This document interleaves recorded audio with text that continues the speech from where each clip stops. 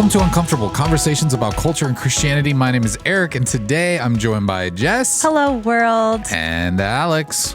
Happy Easter, everyone. Almost. First, Yes. It's It's Good Friday. dark day. Good Friday. Yes, it is that time. Thanks for tuning in on Good Friday. What's going on, guys? I feel like it's been a while since the gang's been here around the table. Do we need to catch up on anything? I see you're wearing your Creighton attire. Creighton's playing tonight. As Sweet 16. on Good Friday, huh? Yeah. Are they gonna win? Yes, that's my answer. Are they going all the way on your bracket?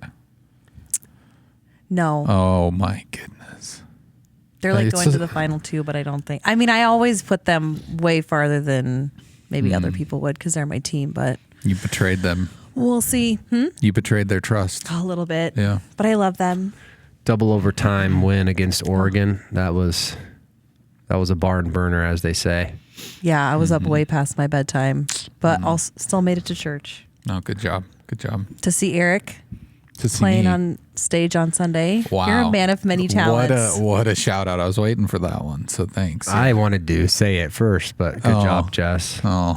You're the best, were gonna say better that? friend. Yes. Oh, you were? Yes. Oh. Were you really going to bring that You up? guys are so nice. Why would I not? Everyone's going back to last week's service now to watch. Not the sermon, but the musical Yes, worship. Eric just, Yeah.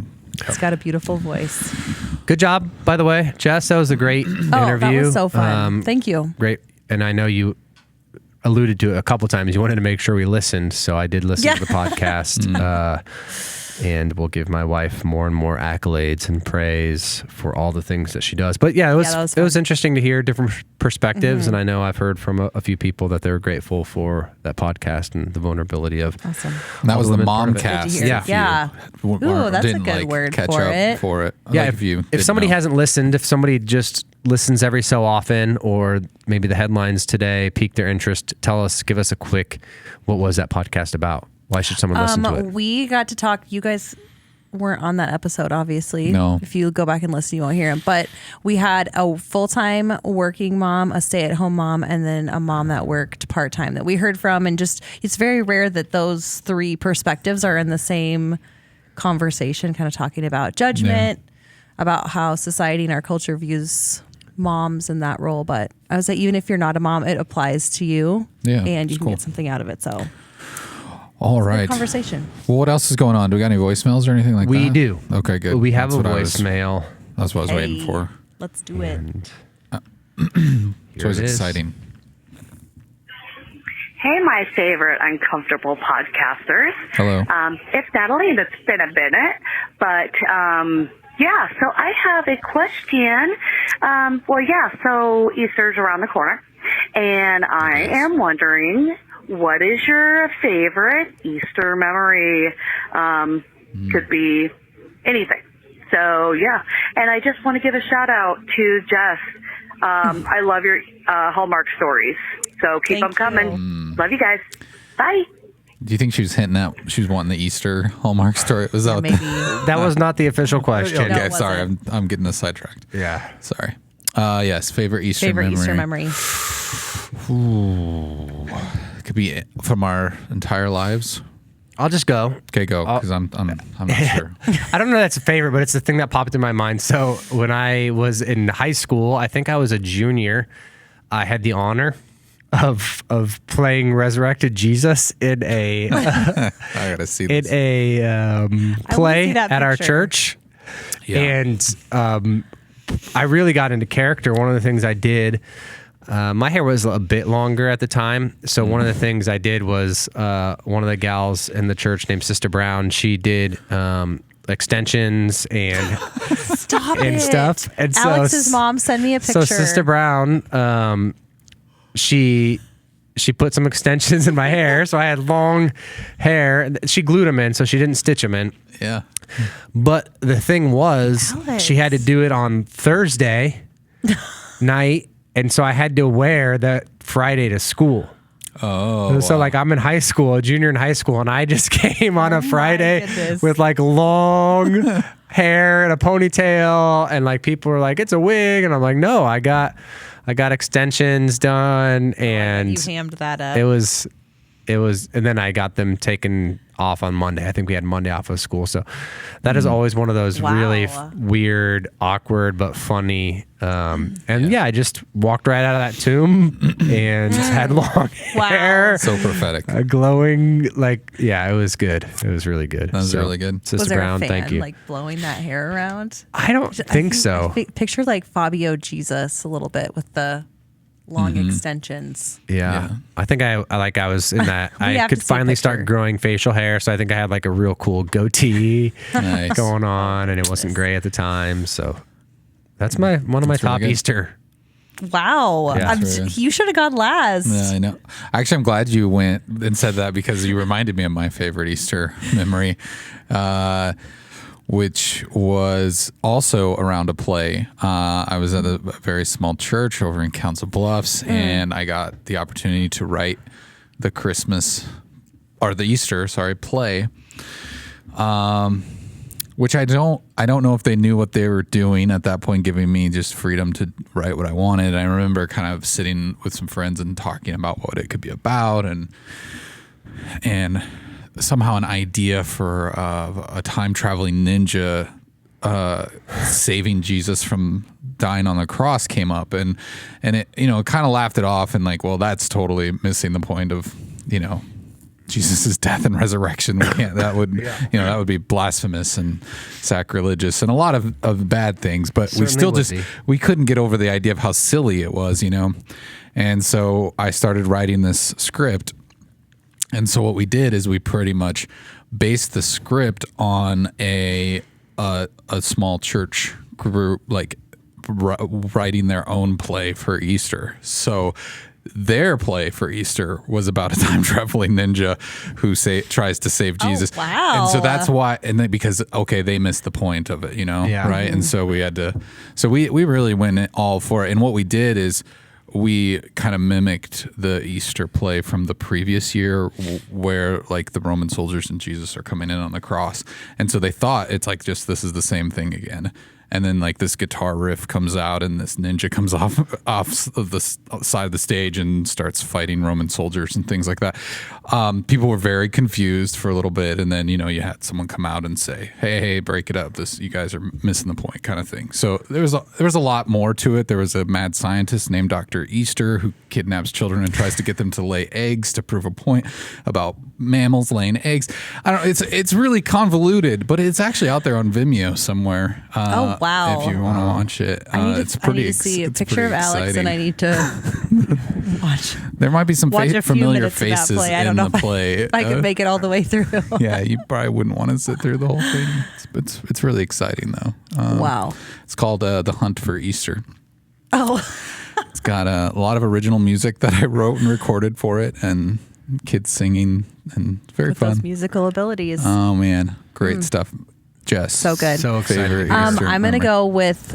So you guys talking was making me think about just working at church. So my whole parenting journey has been when I was working at a church. This is my second Easter not working at church, and I do really miss it. But it just makes me think like all the people that are going to be working in churches this weekend. It's really fun to be behind the scenes. I mean, as much as it's like working and you're like clocking in on Sunday, it's fun to set stuff up for people to come. And it makes me think about the different things we've done throughout the years. What are you doing? Okay, but this is what I'm going to say, and it's going to be a little different. That I did because I've had to work every Easter.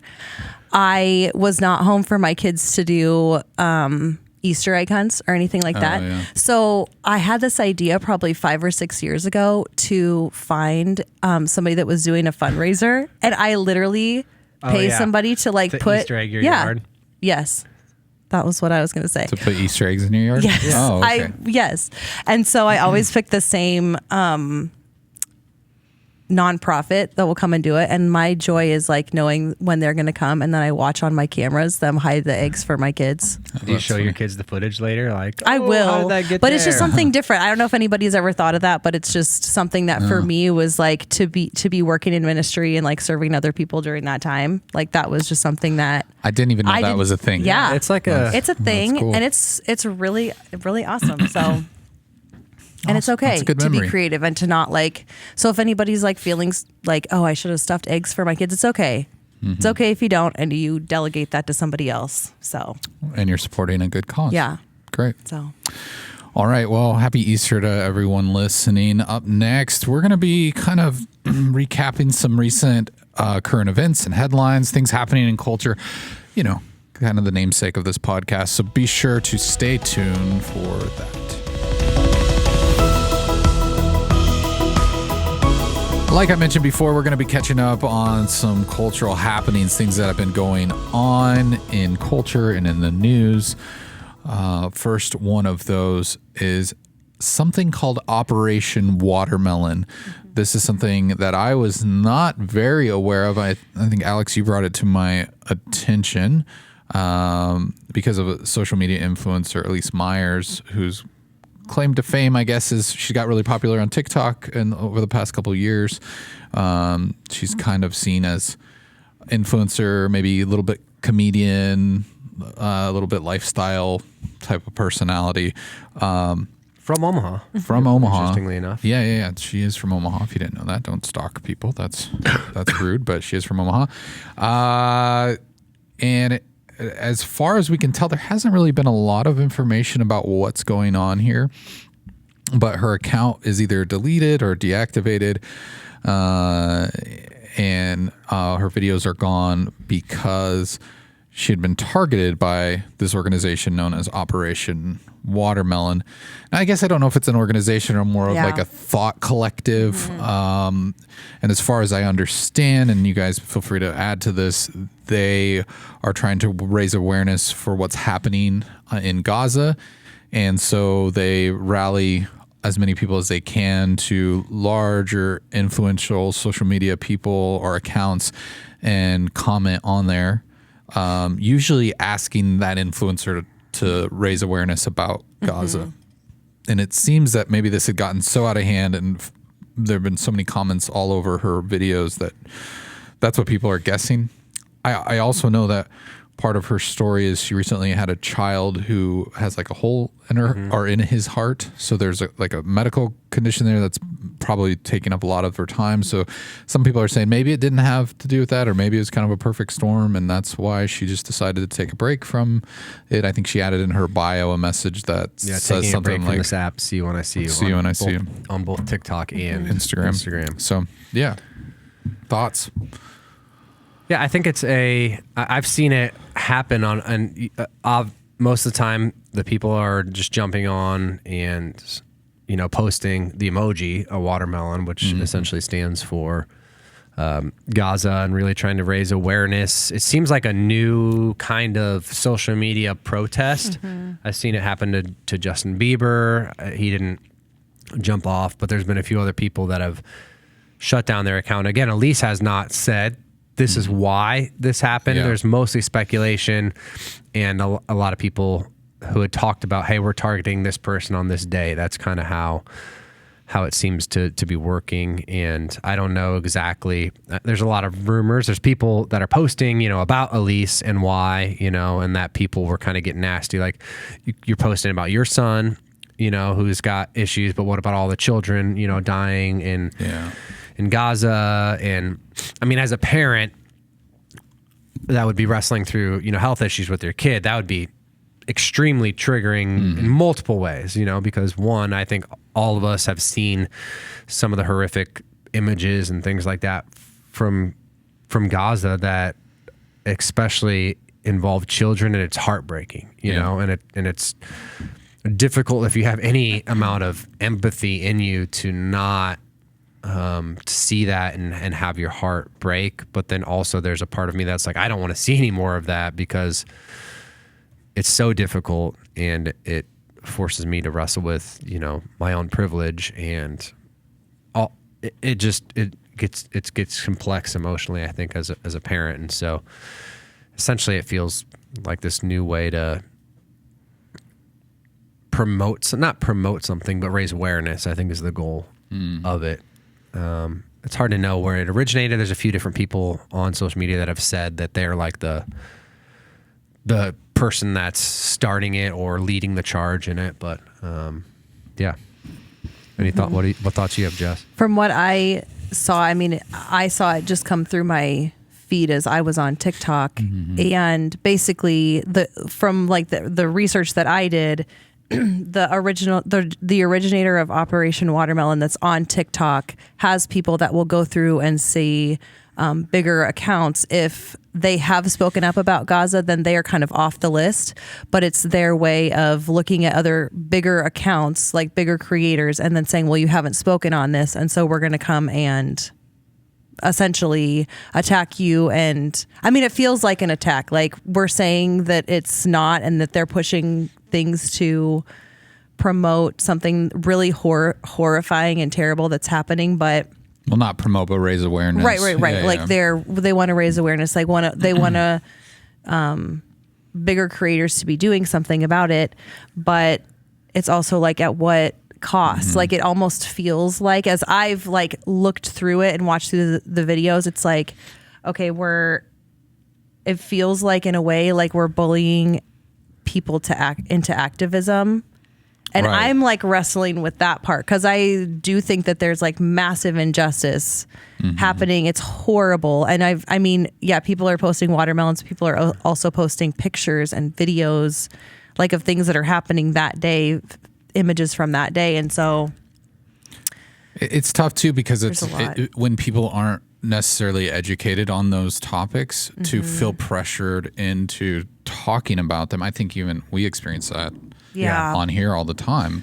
And it's one of those things where yes, you can be sympathetic to a cause or an issue going on in the world, but sometimes you're not the most educated on it. So it's like, I'll try to talk about it to my best ability or raise awareness. And I mean, she's probably making a wise decision if she doesn't feel comfortable doing that to not engage in that conversation. But then I think, I think 197 was our episode where we had Mark Ashton on to talk about the Israeli-Palestinian conflict. So, I mean, if you want to hear our thoughts on that, you can go back and reference that episode. But I still think it's a messy thing, and I don't think we need to rehash that. But I do think probably the heart behind Operation Watermelon is, when you're an American, you're just kind of told that you're pro-Israel, and that's where it ends, and the nuance is just completely out of the picture. So I think their goal is to educate people on it, to go, hey, this isn't just a cut and dry situation. There's a lot to be educated on, and I think when they see people with great amounts of influence, they would want to persuade them to do that. I mean, it seems that some influencers have chosen to do fundraisers for Gaza or things like that when they maybe don't feel like they're equipped to educate their audience as much. But it's interesting. I mean, it is that kind of, we see that all the time in social media now, where it is kind of like ganging up on people, bullying, forcing. I mean, it's not quite cancel culture, but it definitely has that feel to it.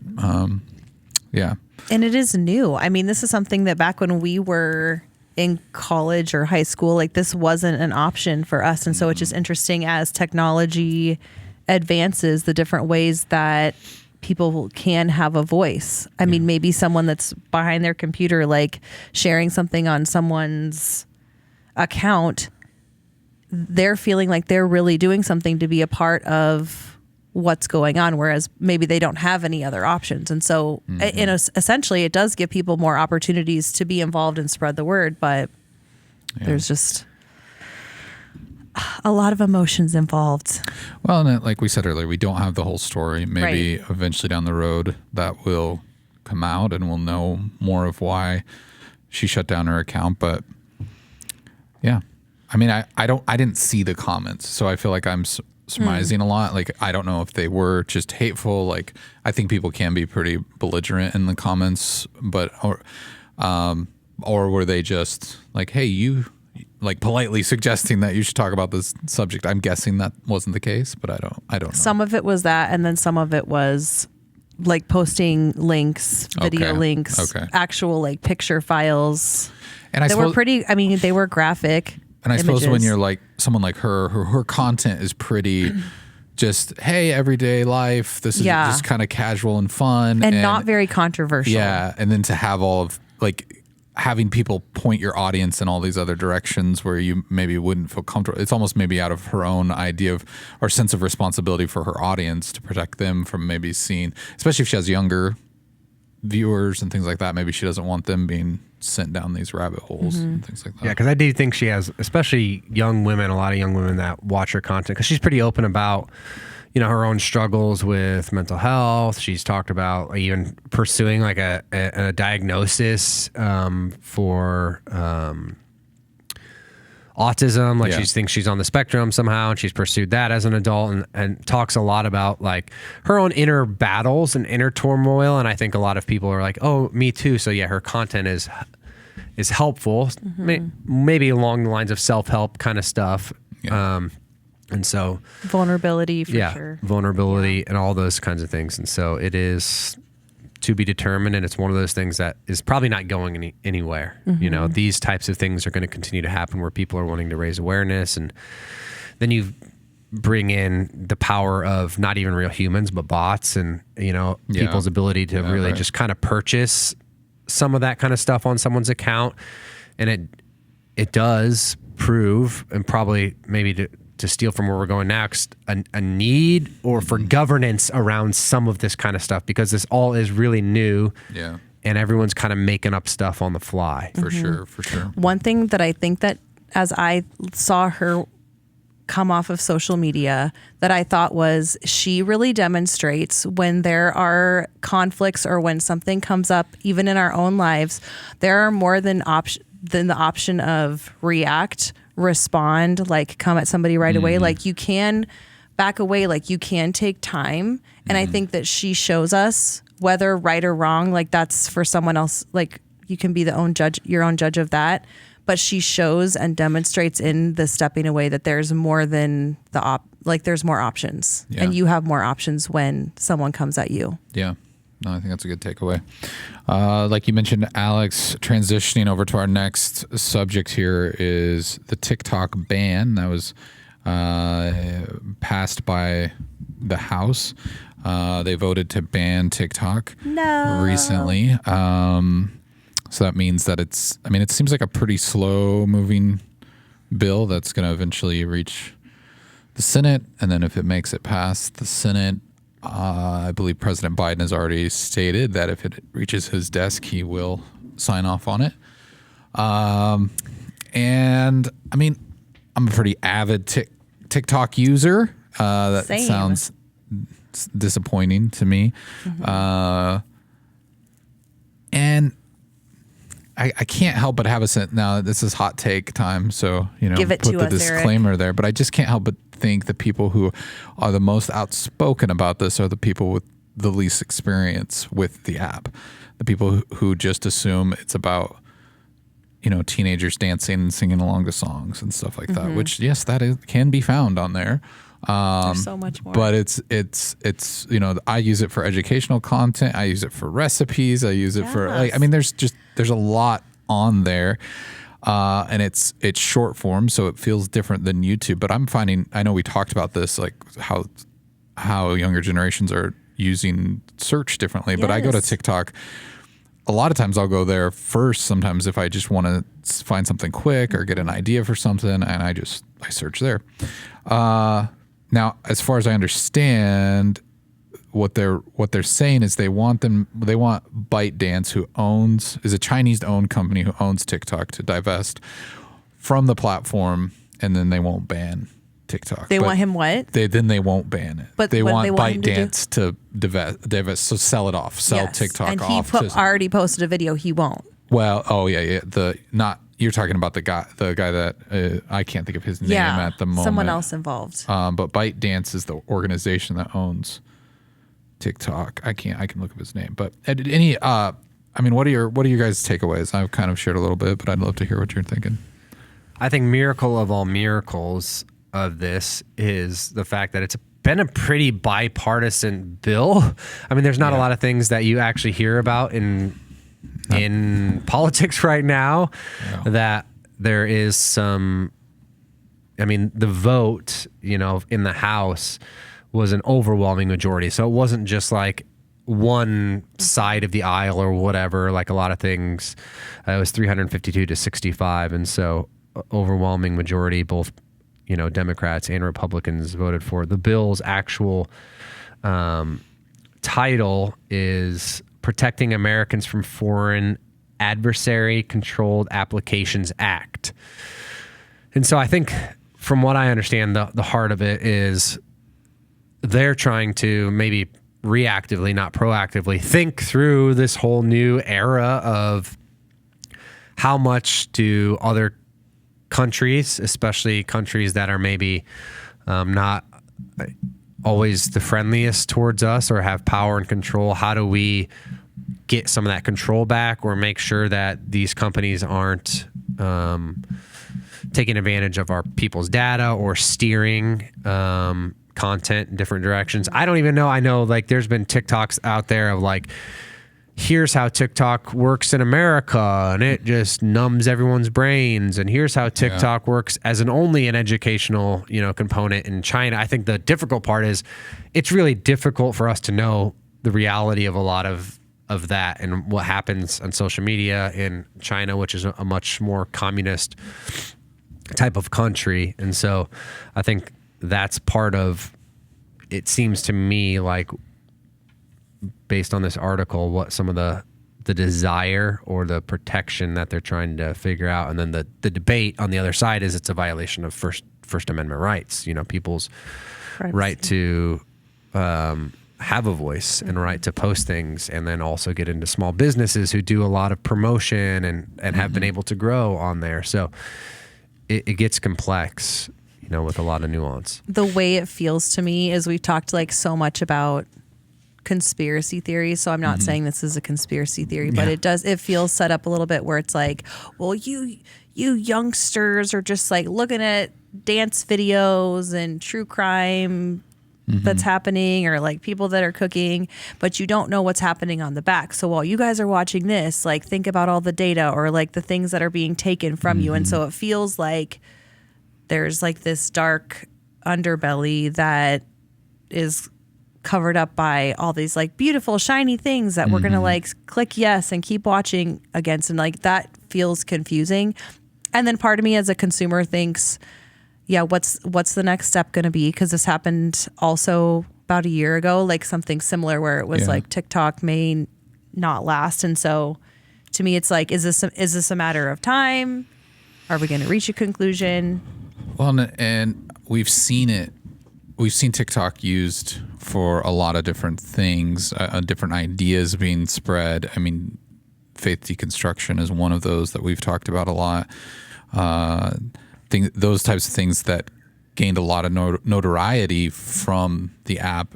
And I think early on, social media days, you saw Twitter kind of take that place where, when news would hit or there was activism, things happening in activism, you would find out about it on Twitter, hashtags, things like that. And it would bring like-minded individuals together and then educate them on a situation or something like that. And I think TikTok has done the same. And so I think for older generations, they're always going to view that as a threat because it's a threat to the status quo. It's a threat to how we, engage in society. You're having new ideas. Those are threatening to me because I haven't taken the time to understand what you're going through or what you're thinking. I think even in gender identity and identity politics, those ideas have been spread through TikTok a lot, very successfully. And so I think a lot of this is being presented as something to protect America from China. But when you look at the age demographic of the people in Congress, it tells another story, and it shows of an aging generations who are fearful of what the impact that this app is having on their children and grandchildren.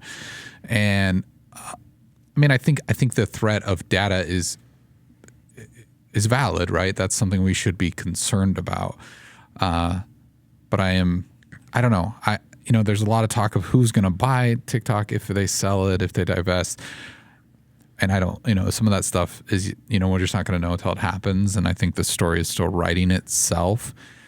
But I do wish some of these conversations were a little more honest about the reasoning, why people get behind stuff. But typically it's fear. When you don't understand something, it's easy to just like jump on the bandwagon and be against the thing that you don't understand because you're scared of it. And, these are talking points that just work with, certain people. It will be interesting. I think, Alex, to your point, it is. I do see TikTok as a platform for free speech. I think that's a valid argument. I don't think anyone could legitimately argue against that, other than, they're saying, well, China's choosing what you see, and it's like, well, I don't necessarily agree with that, especially with some of the content that I've found on TikTok. Is maybe not necessarily pro-China. You'd think they would try to hide that. The other side of that is the effects that it does have on small business. We just talked about Elise Myers, who she gained most of her livelihood was based on that app, or at least grew from that app. And there's numerous other influencers and small businesses. I think restaurant businesses have just exploded with influencers like Keith Lee and different ones like that who have raised awareness for small business and small restaurants. And these things are critical to their livelihood, to the economy in general and how we view capitalism in this country. And so to just throw the baby out with the bathwater kind of seems asinine to me. But again, when this, fear mongering plays a role, I think people just are very reactionary. Yeah. I think, I don't know what the solution is, but I think that the government should have some reason to protect, Americans at some kind of level. I think that's partly why they came out with, and they're suggested things. They're not forcing people that are 13, that they couldn't watch PG-13, but they've come out with other things that are supposed to serve as like video games. You can put ratings and things like that. They're supposed to be protective type of measures for a lot of people that are just ignorant to it. Obviously in smoking, they forced a lot of Surgeon General kind of stuff on those things. So I think that at the end of the day, any kind of social media has the ability to be helpful or harmful. And I think there's a lot of people that don't have the maturity to decipher information, adults as well, but especially I think younger people. And these platforms have placed self-imposed age limits and restrictions on there, but so many people just fly past that. So I think a part of this is, and the chaos of even, young people and a lot of the depression and deaths by suicide raising up, as a lot of people, parents even, are shirking the responsibility in some kind of ways of, how do I parent around this? And they don't know either. Like, my parents didn't have to parent me. Nobody taught me how to do this. And so I think there is a lot of unknown happening here, and the answers and the complexity. It seems like the platforms are coming out quicker than we can respond to how is this good, how is it best, and how much should we consume, and all that kind of stuff. So it's just it's a messy world. But in some ways it's not new. It's just not. It's like parents, depending on who I would have hung out with in school, that would have influenced my life. When, who I found interesting, like, what people that you hang out with the wrong crowd, that's sort of an idea that's always been around. And the only way that you can solve that is by having good influences in your children's life. If that's you or someone else, whether that's a leader in the church or someone in the community, that's the only way that you can combat that. So that's why, to me, I'm like, yeah, sure. But they're always going to find the thing that is going to lead them astray. That's always going to be out there. That Pinocchio story is always there. And so whether it's presented, it's definitely easier because it's just piped into your house now and on a device in their pocket. But I think when parents are not involved with their children's lives, they're always going to get led astray by something. That's just how it works. And that's, so the fear mongering side of it doesn't really help anything, just to throw technology into there and go, well, this is, we're trying to protect the children, because that gets thrown around about everything all the time. We're trying to protect the children. You want the best way to protect your children? Have a loving and caring family that's going to protect them. I know that that's not the case for a lot of kids, and I'm not trying to downplay that, but that is the solution for that, is parents who are invested in their children and asking questions and knowing what's going on in their lives and what they're drawn to, what they're influenced by. And that's the only way that changes. So if we want to point the finger at an app or anything else, it's like there's always going to be another thing. There's always going to be another outlet, another source for children to be led astray if you're not there, if you're not invested. Yeah, I think parenting is definitely a solution to this, but I think there's a social responsibility as Americans and as people and culture we have when our society at large is falling apart and there's less and less parents that are nuclear and less family members that are nuclear. Like kids, like there's data on the fact that kids are being exposed to pornography much earlier than they ever were 100%. due to, and there's a lot of, it happens, I think, in a lot of religious homes, and parents don't know. And then because we're not comfortable talking about it or whatever, then like if I wanted to have porn as a kid, like I would have to go have a friend who I'd have to go to his house and, maybe his dad had a stack of Playboys, but now it's hunting for you. And so I think part of that thing to navigate is what is the social responsibility when at large socially, a lot of kids are just, they don't have good parents. They don't have parents that are able to, because of their own traumas and things like that, really care for them well. And so then where do we as society not overstep and become someone's parents? But so it's so complex. I think in its nature. Yeah. And I also don't think that parenting is the only right or wrong thing either, because I think in great homes, bad things still happen. It's also, it's a sin issue, and it's something that.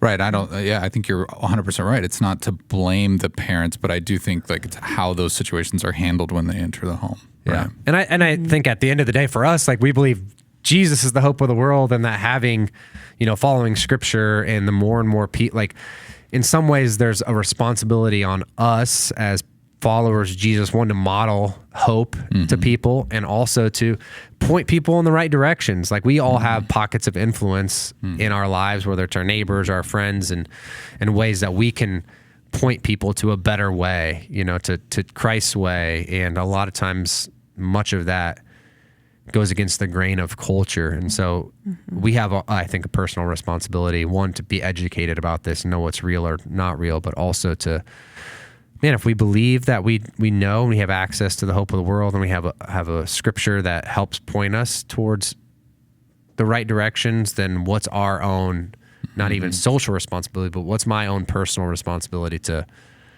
enter into those kind of conversations with people that I know and have that dialogue instead of shy away from it too. So And the hard work is that it's not just a one-time conversation with your kid or even like accountability with yourself or somebody else. It's like it's a consistent, continual journey that we're on, even like checking in with your kids or having those conversations. It's not just a one-time thing. You have to stay consistent with it and build it. It has to be proactive and not just reactive. And I think there's a lot of, and again, with this, I think that's the problem. It's so reactive and we can't catch up because it's moving faster than our ability to pass legislation, to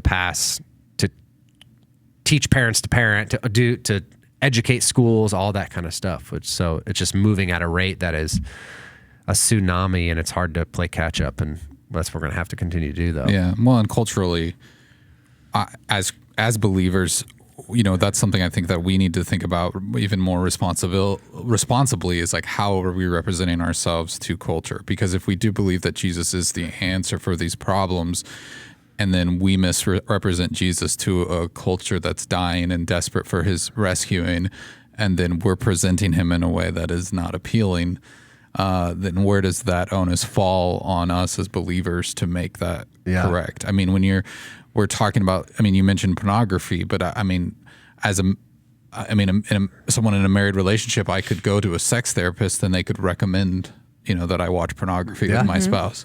So when that is the cultural norm, right.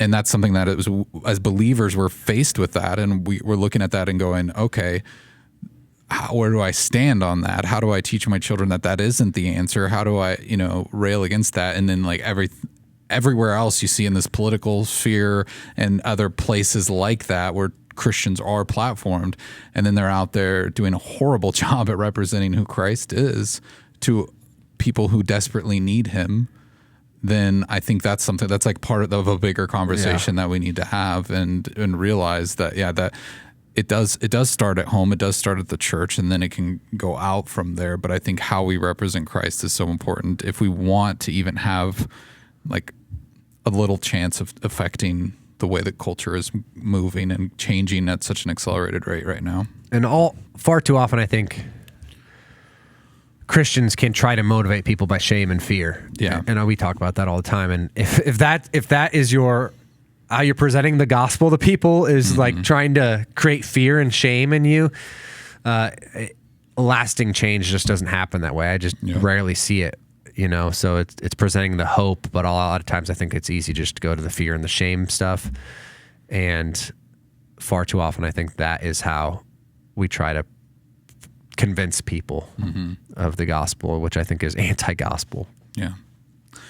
All right. We got one more topic we wanted to hit here before we wrap things up. And it's a heavy one, I think, in a lot of ways. But again, this kind of reflects a lot on what we were just talking about, I think.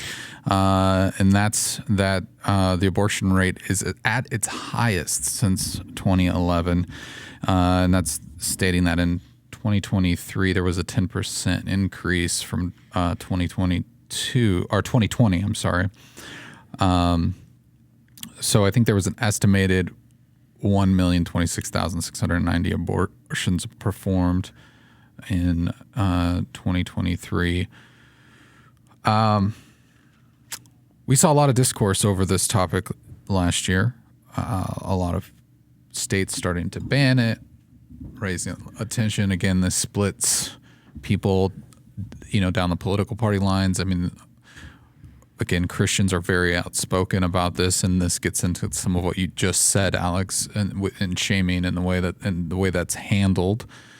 And I can't help but when I see this headline, think of the idea of human nature is when you talk about something a lot and you tell somebody they can't do something, it kind of puts that thing in the forefront of their mind. Or when people are faced with the fear of something being taken away from them, it kind of sends people towards it. And I think when this became such a big narrative in our country, and people, wherever you stand on it, when someone's faced with this reality that I'm about to have a baby and it's going to just blow up my entire life and I'm not ready for that, and then everyone's talking about that even having the choice, maybe no one talked to them about it, but even the idea of having that choice taken away from them is essentially pushing them further to that decision inadvertently. And this is, in a lot of ways, this is evidence of that. This is a heavy subject. I don't know. I have a lot of feelings being a woman. So and even as a Christian, I really wrestle back and forth with this because I'm filled with a lot of empathy. And I think part of even my role as a therapist is to, if I don't understand something, to withhold judgment. And that's not necessarily me being passive or cowardly. It's just I don't understand. And so part of me, when I saw that number, it made me think about, we've kind of talked about with the other two subjects, just how our culture as a whole will focus on different agendas. Cause I remember I don't know if you guys remember when we were in high school, college, but when Teen Mom came out, one of the reasons that MTV made that show was to highlight teen pregnancy, not necessarily to glorify it, but just to show the realities of what that was like, because there was a rise in pregnancy. Like there's articles, if you look it up, around that time where pregnancies did end up going down, and that was something that people were aware of.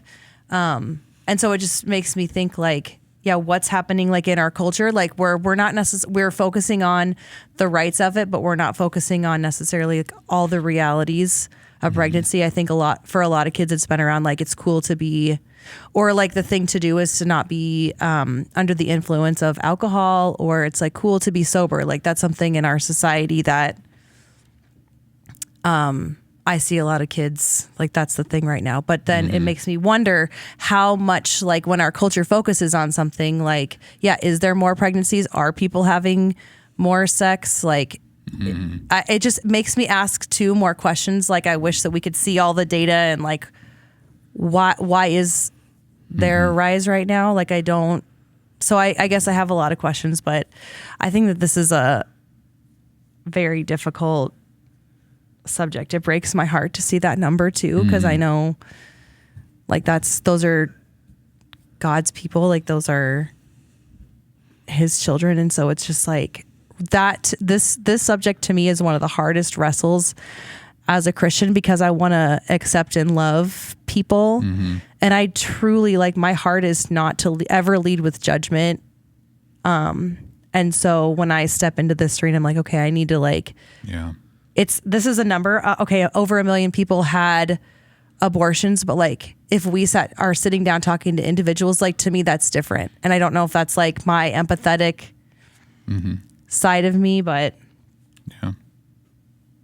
well, and it's people going through something that, you know, until you're in that place, you don't know like where they're at mentally. And I think one of the, you know, we've had conversations with partners here at Christ Community Church, such as Assure Women's Center, and even conversations I've had with them where a lot of times women will come in for an abortion and no one in their life has talked to them about the options. No one's talked to them about the consequences. No one's talked to them about what's like when life is happening in their body, you know, and like there's just they're not educated on it. They just have so much information flying at them, or, you know, so much fear.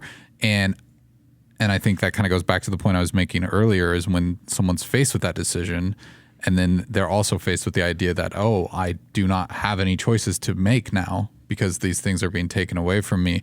Not to say that that's innately a bad thing to legalize abortion. I'm not trying to argue that. I'm just saying when that's forced upon someone and they feel like they don't have a choice, or they need to make a decision in the moment because it could be taken away, then they don't have time to process. They don't have time to meet with someone who could help them or understand some of the other options. Yeah, I've been mostly silent on like I read this article earlier, and then just hearing you read it out loud sometimes just hits you differently. I mean, reading that number in a year, like I'm convinced that it just shatters the heart of God for a lot of reasons. I think it breaks the heart of God because these are people, image bearers made in God's image. It breaks the heart of God because of all of the other webs of sin that are just entangled in this.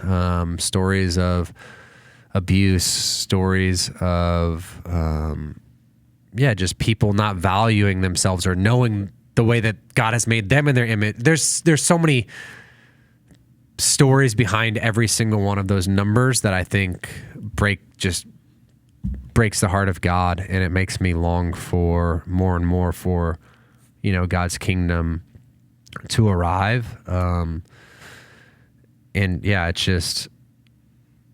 it's become such a topic that we've talked about or we see in headlines in society that sometimes it's difficult to just pause and to read a number like that and to just think of how heartbreaking that is, again, on a number of levels. And yeah, there's just realities of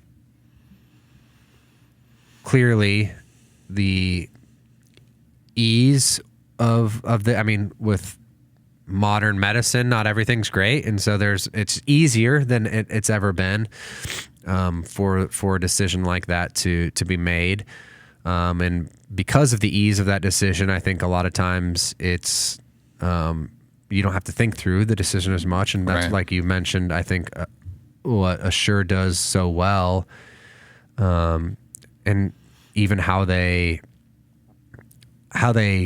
get their clientele, or how they reach out to their clientele in a very non-evasive, non-judgmental way, and provide just some of the reality. Obviously, inside of this, there's scientific terms that people argue over and so many different things. But I think the ease of that and the misinformation in a lot of different ways, politically, no matter which side you're on, there's just a lot of misinformation and a lot of people talking past each other and all that kind of stuff.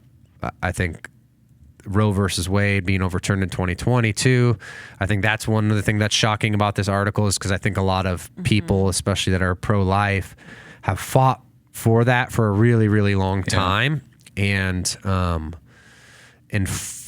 fought for that to be overturned like it was going to be a magic solution without understanding all the nuance that is behind what that was. And so there's so many people that gave money, time, stood on street corners, that did a lot of things, that thought that this was going to solve it, that all of a sudden these things weren't going to happen. And so I think, again, that might be a shocking thing for a lot of people to realize. How is it on the rise if, Roe versus Wade was overturned in 2022? And obviously that's going to be a heated discussion over the next few months in, the conversation around election and things like that. But yeah, it's just, at the end of the day,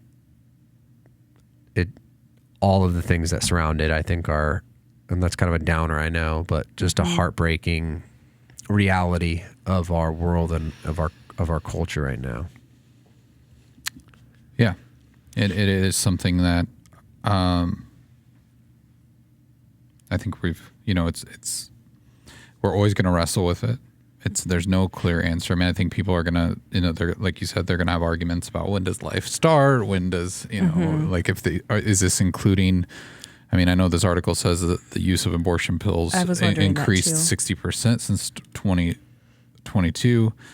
And then I think some people will argue, if that's something that you take 24 to 48 hours after, if it's kind of ambiguous, you don't know if you were pregnant or not at that point. So, but if you're including that, is that, so there's a lot there about the female body that, is, I think a lot of people just don't understand or don't take time to understand, or, I mean, and then you get into the conversation of that versus birth control and contraceptives and like what's really different. People will argue that. And so if this number is being included with that, I mean, some of the other stats is that the United States peaked in 1990 at 1.6 million abortions, and then it started to decline, falling, to its lowest at 885,000 in 2017.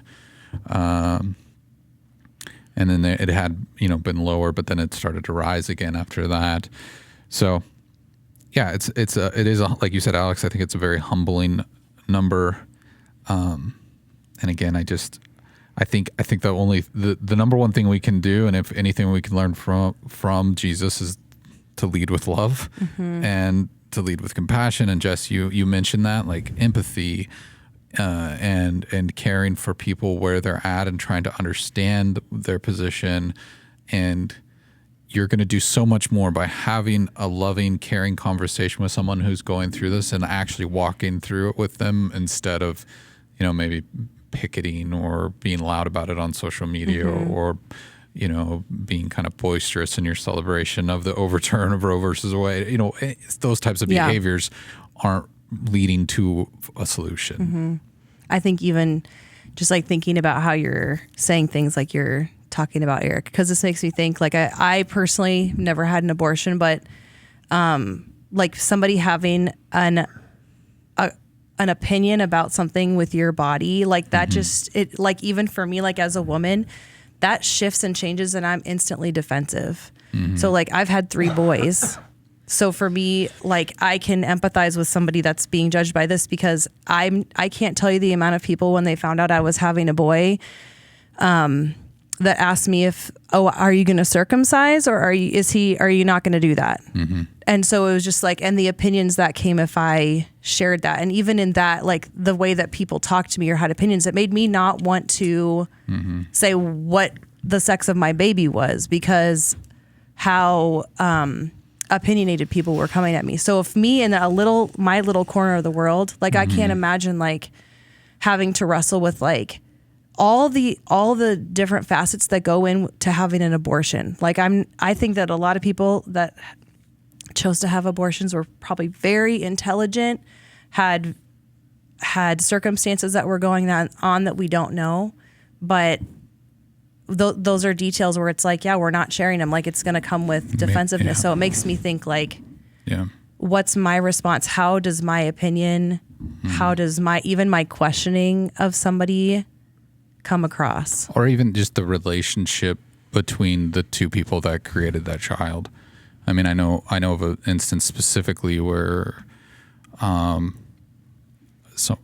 someone fairly close to me was pregnant, and the father of that child said, "You're going to get an abortion or I'm going to leave you." And in that situation, I'm not there. And I think from an outsider, you can look at that and go, well, this is what I would do. The baby's the most important thing. And, like, granted, I understand that. But I think when you're in that world and you're the woman faced with that, and you think, this is my soulmate, this is who I'm supposed to be with forever, whether that's right or wrong, whether you agree with what he's saying, I think until you can put yourself in that situation and feel those feelings and understand, okay, now I'm going to either be alone with the baby or I'm, lose, and ultimately how bad that ended up playing out. In hindsight, you can look at it and go, okay, well, yeah, that wasn't the best decision. But I think when you're in that moment, if you're not surrounded by people who care about you and love you and can help walk you through that, it is a very, very scary place to be. Mm-hmm. Yeah. And again, I think that's why places like Assure are a gift to talk through all that. Man, I've made a lot of emotional decisions that were poor, or uneducated decisions that were poor decisions. And so I'm grateful for places that are willing to kind of walk through those when you're in the middle of fear and panic and you feel like your life is over. At that point, a lot of people, I think, get to that point where they feel like because of this, their life is over. They're not thinking about the morality of this. They're not thinking about, I shouldn't have had premarital sex. They're not thinking about all of those things. And again, having more people that are being proactive about this and having those conversations, I think is important. If you want to learn more about Assure, you can go to visit AssureOmaha.com. I know we mentioned that a couple times, and maybe people will have questions about that, but I do think it's a great resource if that's something you're going through, or someone who's going through that locally. It's a great place to get started. That's kind of a downer to end our conversation on, but sometimes that's the reality of the world we live in, a fallen world. That's the uncomfy. Yeah, that's the uncomfortable part about it. But I would encourage anyone, if you're going through anything like that, to reach out. You're not alone. There's people that want to walk alongside you and help you make a good decision there. Well, how's everybody feeling? Are we okay after that? Any closing thoughts? Or anything you would like to send people away with? No. Okay, great. Somber. We do thank you all for listening wherever you might be. We do appreciate that. And if you have any questions or concerns, or you think we got something wrong today and you'd like to fix that, send us an email to podcast@cccomaha.org, or you can reach out to us on social media at Instagram or TikTok at CCCOMA Podcast. You can also leave us a voicemail. That number is 402-885-9930. Until next time, we'll talk to you then.